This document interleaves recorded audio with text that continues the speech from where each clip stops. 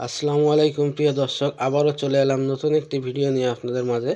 আমার সামনে দেখতে পাচ্ছেন এখানে লেখা আছে চুলা সার্কিট দুইটা, বিশ্বজিৎ, চাচিবুনিয়া, খুলনা। তো চাচিবুনিয়া খুলনা থেকে দুইটা ইন্ডাকশন কুকারের সার্কিট পাঠিয়েছেন এক মিস্ত্রি ভাই আমার কাছে। ওনার নাম হচ্ছে বিশ্বজিৎ। তো উনি এটা রিপেয়ার করার চেষ্টা করছেন, পারেন নাই, তাই আমার কাছে পাঠিয়েছেন রিপেয়ারের জন্য। এর প্রবলেমটা কি দেখবো আমরা, এরপরে রিপেয়ার করে দেখাবো ইনশাল্লাহ। তো দেখতে পাচ্ছেন ইন্ডাকশন কুকারের সার্কিটটি দেখা যাচ্ছে। তো এটি অনেক বড় ডিসপ্লে সার্কিট, এবং আরও একটি সার্কিট দেখা যাচ্ছে, এটি হচ্ছে ইনফ্রারেড কুকারের সার্কিট। তো এটি আমি সাইড করে রেখে দিচ্ছি। উনি ফোন করে জানিয়েছেন যে এই বড় ডিসপ্লে সার্কিটটি আগে তার দরকার, তাই আগে এটা রিপেয়ার করার চেষ্টা করব ইনশাল্লাহ। তো এই সার্কিটটা রিপেয়ার করার জন্য উনি অনুরোধ করছেন যে আগে রিপেয়ার করবেন এইটা। তো আপনারা আজকে জানতে পারবেন যে একটি প্রোগ্রাম আইসি যদি নষ্ট থাকে কিভাবে আপনারা বুঝবেন যে প্রোগ্রাম আইসি নষ্ট। ইন্ডাকশন কুকারের প্রোগ্রাম আইসি যদি নষ্ট থাকে তাহলে আপনারা কিভাবে শিওর হবেন যে এটা ইন্ডাকশন কুকারের প্রোগ্রাম আইসিটাই নষ্ট বা অন্য কোনো প্রবলেম। এটা বোঝার জন্য এই সার্কিটে আমরা এখন পাওয়ারটি দেব। এই সার্কিট সম্পূর্ণ ডেড অবস্থায় আসছে। উনি আমাকে জানিয়েছেন যে এই সার্কিটে কোনো ডিসপ্লে আলো নাই, কিচ্ছু নাই, পাওয়ার ডেড। তো ডেড ইন্ডাকশন কুকার কীভাবে রিপেয়ার করবেন, কীভাবে বুঝবেন যে এখানে পাওয়ারের প্রবলেম নাকি অন্য কোনো প্রবলেম। তো আমি এখানে একটি আর্থিন লাগিয়ে দিচ্ছি, মানে নেগেটিভ গ্রাউন্ড করে দিচ্ছি। মিটারের নেগেটিভ কানেকশান আমি এখানে জুড়ে দিয়েছি। এখন আমি পাওয়ার কর্ডটি লাগিয়ে ভোল্টেজগুলো মেপে দেখব। প্রথমে আমি 18 ভোল্ট চেক করব। দেখতে পাচ্ছেন এখানে ফ্যানে যে 18 থেকে 20 ভোল্ট যায়, এই ভোল্টেজটা ড্রপ করতেছে। দেখেন মিটারে ফলো করেন, 11 ভোল্ট, 15 ভোল্ট, 14 ভোল্ট এরকম ড্রপ করতেছে। এখানে ভোল্টেজটা আমি অ্যাকুরেট পাচ্ছি না। আমি আপনাদের দেখিয়ে দিই। এখানে দেখেন ফ্যানের যে জ্যাক আছে 18 থেকে 20 ভোল্ট ওখানে হয়, সেখানে কিন্তু কোনো ভোল্টেজই আমি পাচ্ছি না। মিটারে ফলো করেন, দেখেন 8 ভোল্ট, 9 ভোল্ট, 11 ভোল্ট এরকম দেখাচ্ছে আর কি। ডিসপ্লেতে যে ভোল্টেজগুলো যায় 5 ভোল্ট থাকে, 3 ভোল্ট থাকে, সেই ভোল্টেজগুলো পাচ্ছি না। এবং এখানে যে 18 ভোল্ট আসবে, এই যে এখানে যে 80, 50, 85, 50 ট্রানজিস্টর থাকে, সেই ট্রানজিস্টরে কোনো ভোল্টেজ নাই। এখন পিসিবির মেন ভোল্টেজটা মাপতে হবে। দেখতে পাচ্ছেন 327 ভোল্ট ডিসি দেখাচ্ছে। তো এখানে 327 ভোল্ট ডিসি ভোল্ট রেকটিফায়ার দিয়ে আউট হয়। তো এই ভোল্টেজটা ঠিক আছে। এখানে 18 ভোল্ট এবং 5 ভোল্ট ড্রপ করতেছে, তাই আগে আমরা আইজিবিটি শর্ট আছে কিনা চেক করব। তো মিটারটা আমি বার্জার মোডে সিলেক্ট করে নিয়েছি। যদি শর্ট থাকে আইজিবিটি, মিটারে পিপ সাউন্ড আসবে, এভাবে পিপ সাউন্ড পাবেন। তো আমি রেকটিফায়ার ডায়েট আগে চেক করে দেখিয়ে দিচ্ছি। রেকটিফায়ার ডায়েটটি ওকে আছে। দেখতে পাচ্ছেন আইজিবিটি থেকে পিপ সাউন্ড আসতেছে। দেখেন এই যে পিপ সাউন্ড দিচ্ছে আইজিবিটি, তার মানে আইজিবিটি ফুল শর্ট। এখানে যেহেতু আইজিবিটি শর্ট পাচ্ছি, সেজন্য আইজিবিটি খুলতে হবে আগে। তো আমি নেগেটিভ কানেকশানটি আগে খুলে নিচ্ছি মিটারের। এরপরে এই যে আইজিবিটিটা খুলতে হবে। এখানে যে সোল্ডারিং করা আছে, এই আইজিবিটি ফুল শর্ট হওয়ার কারণে এটা রিসোল্ডার করে আইজিবিটি বের করে নিতে হবে। আইজিবিটি খোলার জন্য এখানে দেখেন 3টে স্ক্রুপ দেওয়া আছে হিটজিনের সাথে। তো এই স্ক্রুপগুলোও খুলে নিতে হবে। এই স্ক্রুপ না খুললে আইজিবিটি খুলতে পারবেন না আপনারা। রেকটিফায়ার ডায়োডের সাথে একটি স্ক্রুপ এবং হিটজিনের সাথে স্ক্রুপ এবং আইজিবিটির সাথে স্ক্রুপ থাকে, এগুলো খুলে নিতে হবে। তো আমি আইজিবিটি খুলে নিচ্ছি। আইজিবিটি পেস্ট লাগানোর কারণে আইজিবিটির নাম্বারটা বোঝা যাচ্ছে না। আমি আবারও আইজিবিটি একটু পরিষ্কার করে দেখব এর নাম্বারটা কত আছে। দেখেন এই আইজিবিটির নাম্বার হচ্ছে R20H1202, মানে 1202 আইজিবিটির নাম্বার। এখন আমি আবারও ভোল্টেজটি মাপ দিব। 18 ভোল্ট ড্রপ করতেছিল যেটা, এই 18 ভোল্ট কিন্তু আইজিবিটিতে আছে 85-50 ট্রানজিস্টরের মাধ্যমে। তো আমি নেগেটিভ গ্রাউন্ড করে দিচ্ছি মিটারে নেগেটিভ গ্রাউন্ড করে কাজ করবেন আপনারা, তাহলে ভালোভাবে কাজ করতে পারবেন। তো মিটারের দিকে ফলো করেন। আমরা দেখব 18 ভোল্ট ভোল্টেজটি ঠিক আছে কিনা। পাওয়ার কর্ডটি আবারও লাগিয়ে দিচ্ছি। মিটারে আপনারা ফলো করেন, এখানে আইজিবিটি খোলার পরে দেখেন এখানে যে 18 ভোল্ট থাকে সেই 18 ভোল্ট এখনও ড্রপ করতেছে। তো 18 ভোল্ট যেহেতু ড্রপ করতেছে এবং এখানে যে 5 ভোল্ট থাকবে ডিসপ্লেতে সেই ভোল্টেজও কিন্তু নাই, সেম আগের মতন। আগে যে আইজিবিটি খোলার আগে যে ভোল্টেজগুলো ছিল ঠিক সেম ভোল্টেজই আছে, ভোল্টেজ কোনো পরিবর্তন হয় নাই। তো এখানে 85-50 ট্রানজিস্টর থাকে। দেখেন অনেক গরম হয়ে গেছে, আমি হাত দিয়ে সাথে হাত পুড়ে যাওয়ার মতো কায়দা।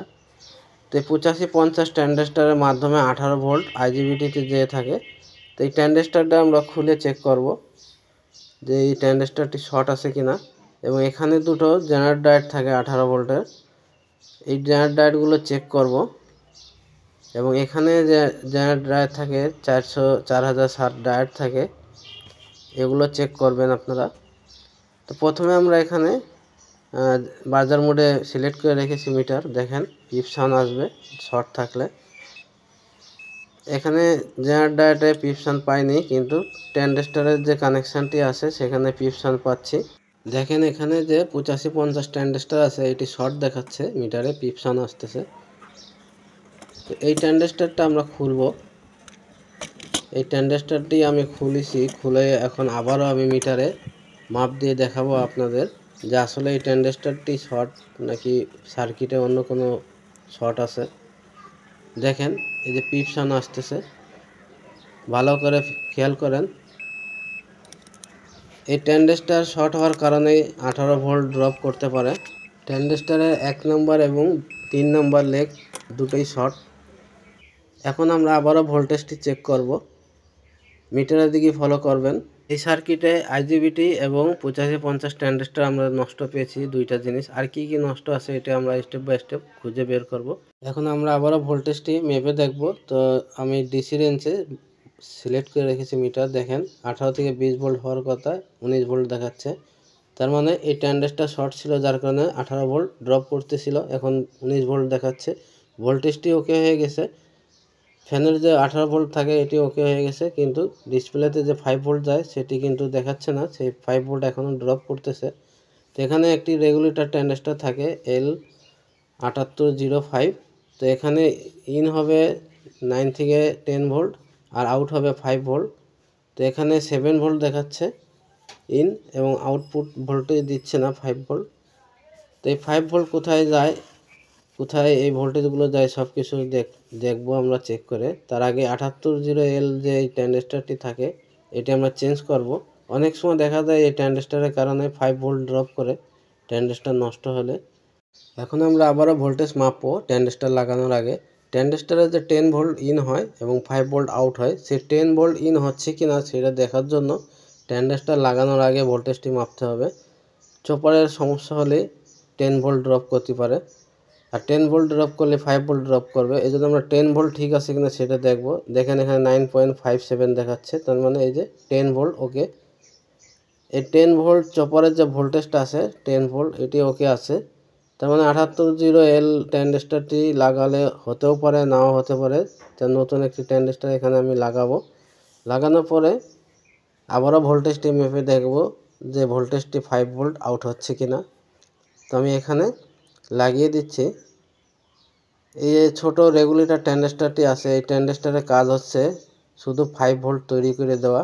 এই 5 ভোল্ট যায় হচ্ছে ডিসপ্লে আইসিতে এবং প্রোগ্রামার আইসিতে।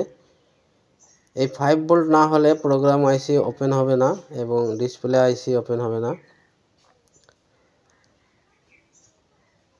তো এই 7801L যে ট্রানজিস্টরটি আছে রেগুলেটর ট্রানজিস্টর, এর ভিতরে এটি উল্টো কাজ করে। এই ট্রানজিস্টরের 1 নম্বর ঠ্যাং দিয়ে 5 ভোল্ট আউট হয়, 2 নম্বর হচ্ছে গ্রাউন্ড, আর 3 নম্বর দিয়ে 10 ভোল্ট ইন হয়। তো এটি অনেকে জানেন না, তাই জানিয়ে দিলাম আপনারা যারা নতুন টেকনিশিয়ান ভাই আছেন। দেখেন ভোল্টেজটি আবারও ড্রপ করতেছে, এখানে 5 ভোল্ট তৈরি হচ্ছে না। এখন এই 5 ভোল্ট ডিসপ্লেতে যায় এবং প্রোগ্রাম আইসিতে যায়। তা ডিসপ্লে যেহেতু খোলা সেহেতু আমাদের এই প্রোগ্রাম আইসিতে যে ভোল্টেজটা আছে এই আইসিটি চেক করে দেখতে হবে। তো মিটারটি আমি বাজার মোডে আবারও সিলেক্ট করে নিচ্ছি। যদি পিপসান আসে তাহলে বুঝতে হবে যে আইসিটি শর্ট। আইসিতে যে পজিটিভ ভোল্টেজটি যাচ্ছে সেই লেগটি এবং এখানে ইমিটারের সাথে গ্রাউন্ড করে আমি ধরতেছি। দেখেন এখানে পিপ সাউন্ড আসতেছে, তার মানে আইসিতে যে ইন ভোল্টেজটা হয় 5 ভোল্ট পজিটিভ, সে 5 ভোল্ট এবং আইসির যে গ্রাউন্ড কানেকশান আছে এই প্লাস মাইনাস কিন্তু শর্ট হয়ে গেছে। এই আইসি খুলে নিব আমরা। দেখতে পাচ্ছেন এই আইসিটি সম্পূর্ণ ব্ল্যাঙ্ক আইসি। এই আইসিতে কোনো নাম্বার নেই, উপরে কোথাও কোনো নাম্বার নেই, দেখেন পিছনেও কোনো নাম্বার নেই। কি করে আপনারা আইসিটি লাগাবেন, কোথায় পাবেন এই আইসি, সব কিছু আমি এর দ্বিতীয় পার্টে দেখিয়ে দিব বা বলে দিব। তো এরপরে এখন আইসি লাগানোর আগে এখানে ভোল্টেজটি চেক করব যে আমাদের 5 ভোল্ট ঠিক আছে কিনা। দেখতে পাচ্ছেন ডাটা 3 ভোল্ট চলে আসছে, এখানে 5 ভোল্টও চলে আসছে। প্রোগ্রাম আইসির যে 5 ভোল্ট ইন হয়, এই আইসির 5 ভোল্ট ইন ওকে আছে। আইসি খোলার পরে 5 ভোল্ট চলে আসছে দেখেন, এবং ডাটা ভোল্টেজ 3 ভোল্ট এটাও ওকে আছে। এই আইসিতে কোনো নাম্বার নেই। এই আইসি কীভাবে আপনারা খোঁজ করবেন, এই আইসি কোন নাম্বারের আপনারা লাগাবেন, এটি আমি দ্বিতীয় পার্টে বলে দেব। এই পিসিবি বোর্ডে আমরা 3টি জিনিস নষ্ট পেয়েছি, আইজিবিটি এবং ট্যান্ডেস্টার এবং এই প্রোগ্রামার আইসি। তো এই ছিল আজকের ভিডিওটা যদি ভালো লাগে লাইক কমেন্ট শেয়ার করতে ভুলবেন না। আর দ্বিতীয় পার্টে আপনারা দেখতে পারবেন যে এই নাম্বার ছাড়া আইসি কীভাবে আপনারা খোঁজ করে লাগাবেন। এই আইসি লাগানো ভিডিও যারা দেখতে চান পার্ট 2 লিখে কমেন্ট করবেন, তাহলে আমি বুঝবো যে আপনারা দেখতে চান। আমি এই পার্ট 2 ভিডিও আবার নিয়ে আসবো আপনাদের মাঝে। সে পর্যন্ত সবাই ভালো থাকবেন, সুস্থ থাকবেন। আল্লাহ হাফেজ।